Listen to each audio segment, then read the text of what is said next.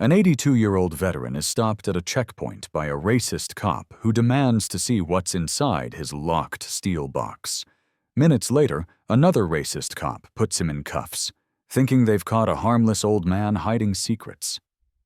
But when black SUVs roll in and FBI agents step inside, the entire station falls silent. What was really in that box? Stay tuned. Before we dive into the story, sit back, relax, hit like and subscribe so you won't miss tomorrow's story.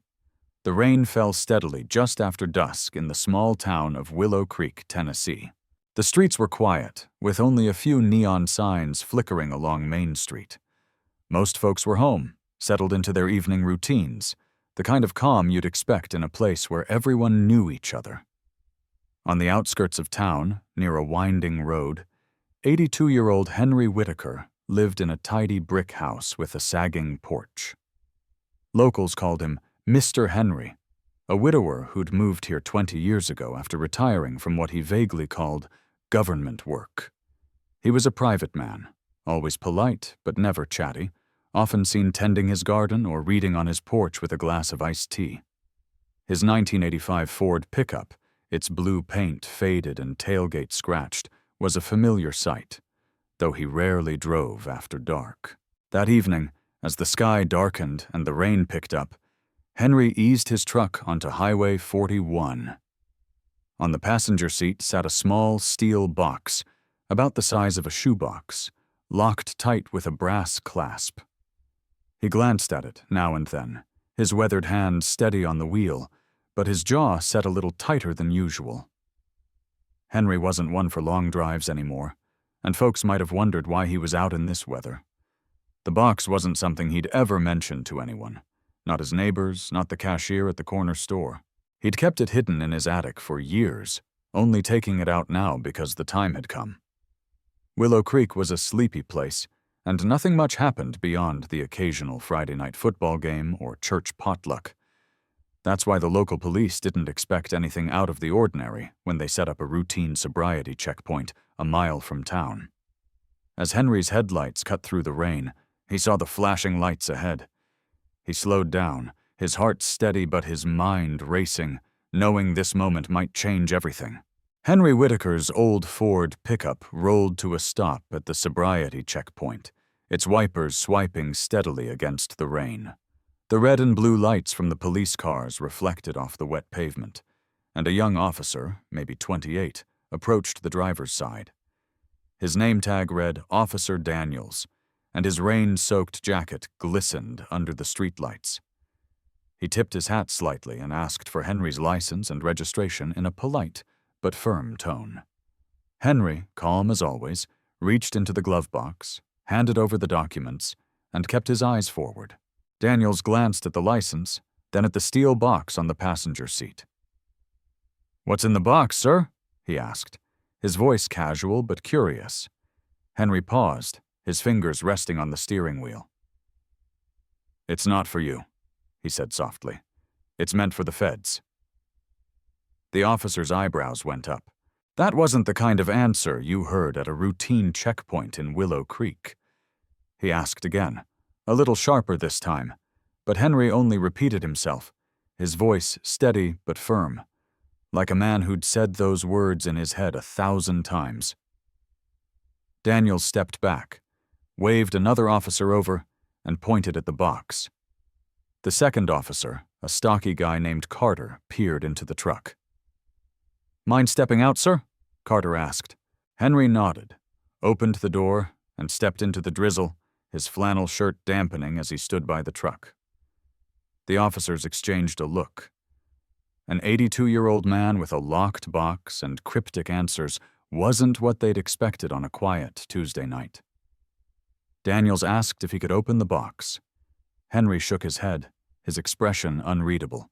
"It's not for you," he said again, his voice carrying a weight that made Carter pause. The officers didn't think Henry was dangerous. He was just an old man with a cane and a slow walk, but his refusal set off alarm bells. Carter radioed the station, reporting a suspicious individual with an unidentified item. They asked Henry one more time what was in the box. He stayed silent, his eyes fixed on the steel case, now glowing faintly under the patrol car's spotlight. The rain kept falling as Officer Daniels and Carter decided to bring Henry Whitaker in.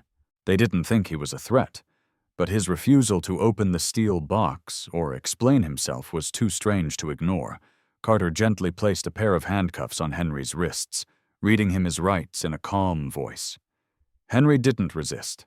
He stood still, his gray eyes locked on the box as Daniels carried it to a patrol car. The officers searched the truck quickly, finding nothing but a thermos of coffee and a worn road map. They slid the box into the back of Carter's cruiser, and Henry was guided into another car, the door shutting with a soft thud. His flannel shirt was soaked now, and his boots left muddy prints on the floorboard. But he sat upright, his face as calm as if he were heading to the grocery store. The drive to the Willow Creek police station was short, just under 2 miles along the slick highway. Daniels, behind the wheel, glanced at Henry in the rearview mirror, but the old man didn't say a word, just stared straight ahead. At the station, they led Henry through a side door into a brightly lit hallway. A few officers looked up from their desks, curious about the late-night arrival. They processed him like any other detainee. Fingerprints, a quick photo, and a pat-down that turned up only a wallet with a faded veteran's ID. Henry signed the forms they gave him, his handwriting neat and deliberate, and answered basic questions with short, polite responses. No fuss, no complaints. The steel box was taken to the evidence room, labeled Unknown Item H. Whitaker, and locked in a metal cabinet. One officer, sipping coffee, guessed it might hold old coins or family heirlooms. Another wondered if it was something stolen, but nobody took the idea too seriously. Henry didn't strike anyone as a criminal. Still, his silence about the box hung in the air like the damp chill of the night. They sat Henry in a small holding room with a bench and a flickering fluorescent light. He eased himself down, folded his hands in his lap, and waited, his expression unchanged. Back in the main office, Daniels typed Henry's ID into the system. The computer hummed, then froze for a split second. A faint alert flashed on the screen, something about restricted access, before disappearing.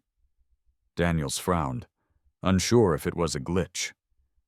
He called over Sergeant Ramsey, a 30-year veteran with a knack for handling odd cases. Ramsey squinted at the screen, his gut telling him this wasn't just another rainy night in Willow Creek. Sergeant Ramsey leaned over the computer, his brow furrowed as he studied the screen. The strange alert that had flashed when Officer Daniels entered Henry Whitaker's ID was gone, but it had left an uneasy feeling in the room. Daniels tried running the ID again, his fingers tapping the keyboard slowly. This time the screen blinked, and a new message appeared in bold red text. Secure individual and item. Await federal response. Do not question. The words were stark. Unlike anything the Willow Creek station had ever seen, Daniels and Ramsey exchanged a glance, the hum of the station's old air conditioner suddenly louder in the quiet. This wasn't a speeding ticket or a bar fight. This was something way above their pay grade. In the holding room, Henry sat calmly on the bench, his hands still folded, his back straight despite his 82 years. The plain white walls and single overhead light made the space feel colder than it was, but Henry didn't seem bothered. He'd expected this, or at least something like it. His eyes flicked to the door every few minutes, as if he knew someone was coming. The officers outside didn't know what to make of him. He wasn't acting like a guilty man, but he wasn't acting like an innocent one either. The steel box, now locked away in the evidence room, weighed on everyone's minds. What could an old man be carrying that triggered a federal alert? Ramsey told Daniels to keep an eye on the system and try to pull up more details, but the screen wouldn't budge. No records, no history, just that same cryptic message. The other officers in the station started to feel the shift in the air. Officer Carter, who'd cuffed Henry at the checkpoint, stood by the coffee machine, his arms crossed, replaying the stop in his head. He'd thought Henry was just a stubborn old guy, but now he wasn't so sure. Another officer, a rookie named Jenkins, checked the holding room's camera feed. Henry hadn't moved, hadn't asked for water or a phone call, just sat there, waiting. Ramsey walked to the evidence room and stared at the cabinet where the box was stored. He thought about opening it, just to see what they were dealing with, but the system's warning stopped him cold. Await federal response wasn't a suggestion, it was an order. He returned to the main office and told everyone to stay sharp. The phone rang, and the dispatcher, a woman named Linda, answered in a hushed tone. She listened, nodded, and hung up, her face pale. "Feds are on their way," she whispered to Ramsey. "ETA 25 minutes. The station fell silent, the rain outside tapping the windows like a clock counting down. The sound of tires crunching on the wet gravel outside broke the tense silence at the Willow Creek police station. Headlights swept across the parking lot, cutting through the misty rain. Officer Carter, standing near the front door, peered through the glass and saw 4 black SUVs pull up in a tight line. No sirens, no markings, just sleek, dark vehicles that looked out of place in this small Tennessee town. Doors opened in unison, and 6 men and women in crisp suits stepped out, their faces serious. One carried a badge, another a slim briefcase. They moved with purpose, like they'd done this 100 times before. Inside, Sergeant Ramsey straightened his uniform and told everyone to stay calm. The easy chatter from earlier was gone, replaced by a heavy quiet. The front door swung open, and a woman in her late 40s stepped inside, her dark blazer slightly damp from the rain. She introduced herself as Agent Laura Bennett with the FBI, flashing credentials that Ramsey inspected and handed back. Her voice was steady, professional, but carried an authority that made the room listen. She asked for the man in custody and the steel box he'd been carrying. Ramsey nodded and led her down the hall, past officers who stood a little taller as she passed. At the holding room, Bennett paused, glanced through the small window at Henry Whitaker, and asked to speak with him alone. Ramsey unlocked the door, and Henry stood slowly, his eyes meeting Bennett's with a calm that seemed to surprise her. She stepped inside, and the door clicked shut. The conversation lasted only a few minutes. When Bennett emerged, she turned to Ramsey and said Henry was to be released immediately. No charges, no further questions. He was under federal protection, she explained, her tone leaving no room for argument. Ramsey nodded, though questions burned in his mind. Bennett then asked to see the box. In the evidence room, she put on gloves and used a small scanner on the box's brass clasp. The lock clicked open, and she lifted the lid with care. Inside were yellowed documents, a sealed envelope, a small USB drive, and a metal disc the size of a quarter, etched with a faint serial number. Bennett's jaw tightened as she whispered something to another agent, who stepped out to make a call. Back in the main office, Bennett gathered Ramsey and a few senior officers. She didn't share much, but what she said hit hard. The box's contents were tied to a classified operation from the 1980s, something called Project Nightshade. It wasn't public knowledge, never had been, and the details were locked down tight. The documents and disc were evidence from a mission that had been buried decades ago, and Henry had been safeguarding them all this time. She didn't say why, but her tone made it clear this wasn't just about paperwork. The officers listened in silence, glancing at each other, trying to process how an 82-year-old man from their sleepy town was mixed up in something this big. Bennett returned to Henry, who was now in a private room with a cup of coffee. She asked if he was ready to go. He nodded, setting the cup down. Before they left, she thanked Ramsey for the station's cooperation and said a follow-up report would come later. Henry stood, his cane tapping softly on the floor, and followed Bennett out. The other agents flanked him, not like guards, but like escorts, showing respect. The steel box, now sealed again, was in Bennett's hands. Outside, the rain had slowed to a drizzle, and the SUVs waited, their engines idling quietly in the night. Agent Laura Bennett led Henry Whitaker and a few officers to a small conference room at the back of the Willow Creek police station. The steel box sat on the table, its contents now secured but still heavy with meaning. Henry settled into a chair, his cane resting against his knee, while Sergeant Ramsey and Officer Daniels stood near the wall, unsure whether to sit. Bennett's calm authority filled the room as she began to explain. She said Henry Whitaker wasn't just a retired old man from their town. Back in the 1980s, he'd been part of a covert task force, not military but a special unit run by multiple agencies. They called it Project Nightshade, a mission to track foreign espionage on U.S. soil during the Cold War's final years. Most of its records were sealed, erased from public view. Bennett's voice was steady as she described how Henry's team had gathered critical intelligence, the kind that could have changed history if it fell into the wrong hands. The documents and metal disc in the box were the last pieces of that puzzle, meant for a congressional oversight committee decades ago. But the project was shut down abruptly after a mission went south, and Henry was tasked with keeping the evidence safe until the right moment.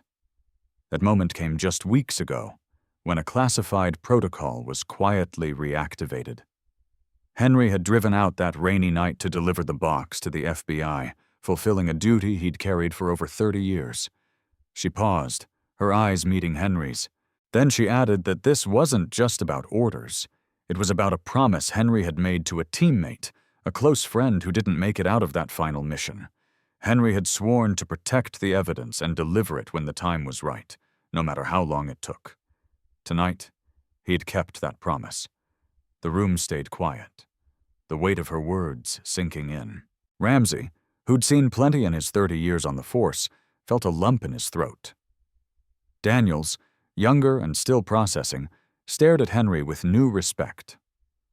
Bennett thanked the officers for their professionalism and made it clear Henry had done nothing wrong. He'd done something extraordinary.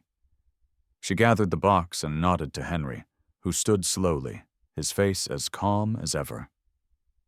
The officers watched him, no longer seeing just an old man but a man who'd carried a secret bigger than their town for decades. The conference room door opened, and Agent Laura Bennett led Henry Whitaker back through the Willow Creek police station. The steel box was tucked under her arm, sealed and secure. Henry walked slowly, his cane tapping the tile floor, but his steps were steady, like a man who'd just set down a heavy load. The other FBI agents followed close behind, their faces unreadable but respectful. As they passed, officers in the hallway stood quietly, watching. Nobody whispered or joked now. The man they'd cuffed a few hours ago wasn't just Mr. Henry anymore. Sergeant Ramsey gave a small nod as Henry passed, and Henry returned it, his gray eyes calm but sharp. Outside, the drizzle had nearly stopped, leaving the parking lot shiny under the orange streetlights.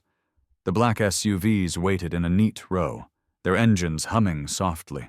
Bennett opened the door of the lead vehicle for Henry, and he climbed in without a word, easing himself onto the seat. Before the door closed, he glanced back at the station, his expression hard to read. Maybe relief, maybe something deeper. The agents moved quickly, sliding into their vehicles with the same quiet efficiency they'd arrived with. Bennett carried the box to her SUV, and within moments, the convoy pulled away, headlights slicing through the misty night. No sirens, no fuss. Just gone. Inside the station, the air felt different. Officers stood around, not quite ready to dive back into paperwork or coffee runs. Daniels leaned against a desk, staring at the spot where Henry had been processed. He'd never seen a case flip like this, from a routine stop to a federal operation in under an hour. Ramsey sat at his desk, scribbling a quick note for the report he'd have to file. He kept it simple. Henry Whitaker, released without charges after FBI intervention, no further details. He knew the feds would handle the rest, and Willow Creek's part in this was over. Still, he couldn't shake the feeling that they'd brushed up against something bigger than their little town. The usual station noises, phones ringing, keyboards clicking, started up again, but they sounded hollow. Jenkins, the rookie, checked the security footage one last time, half expecting to see the SUVs still out there. The lot was empty now, just puddles reflecting the lights. Ramsey told everyone to wrap up their shifts and head home. As they filed out, a few officers glanced at the holding room where Henry had waited, its door now open, the bench empty. Nobody said it out loud, but they all felt it. Tonight had changed something. Willow Creek was still a quiet town, but for a few hours it had been part of a story none of them would ever fully know. The days after Henry Whitaker's release were quiet in Willow Creek, but the town buzzed with whispers. A few folks had spotted the black SUVs that night, their sleek shapes hard to miss in a place where everyone drove pickups or sedans. At the diner on Main Street, regulars swapped theories over coffee. Some said Henry must have been a retired spy. Others figured it was a mix-up that got out of hand. Nobody knew the truth, and the police didn't say a word.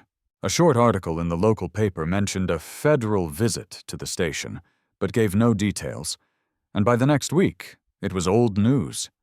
Henry's brick house on the edge of town stayed dark for a few days, the porch empty, his Ford pickup parked in the driveway. Neighbors noticed, but didn't pry. Henry had always kept to himself. Then, one crisp morning, the familiar rumble of his truck broke the silence. Henry drove into town, same as always, pulling up to the corner market. He stepped out, cane in hand, and walked inside with his usual steady pace. He grabbed a loaf of bread, a carton of milk, and a bag of coffee, paying with exact change. The cashier, a young woman who'd heard the rumors, looked at him a little longer than usual. Henry just nodded, same as he'd done for years, and left. Back home, he set the groceries on his kitchen counter, poured a mug of coffee, and stepped onto his porch. The air was cool, the sky clear. He sat in his rocking chair, sipped slowly, and watched the road. The weight he'd carried for decades was gone. The promise he'd made to his old teammate, to keep those documents safe and deliver them when the time came, was fulfilled. He felt lighter, like he could finally breathe. A week later, on a Sunday afternoon, a plain black sedan with government plates rolled into Henry's driveway. A man in a simple jacket stepped out, holding a small wooden box. Henry met him at the door, his flannel shirt tucked in, his face calm. The man handed over the box with both hands. No ceremony, just a quiet respect. Inside was a folded American flag, a letter signed by an FBI director, and a faded photo of a young man in a suit, Henry's friend from the Nightshade days, the one who died on that last mission. The letter was short. Your delivery preserved the truth. His service and yours will not be forgotten. Henry held the box for a moment, nodded, and closed the door. He set it on a shelf above his fireplace, next to a few old books, and didn't mention it to anyone. Life in Willow Creek went back to normal, or as normal as it could. Henry still drove his truck, still waved to neighbors, still tended his garden. But something had shifted. Folks at the market smiled a bit warmer, and the mailman lingered a little longer to chat.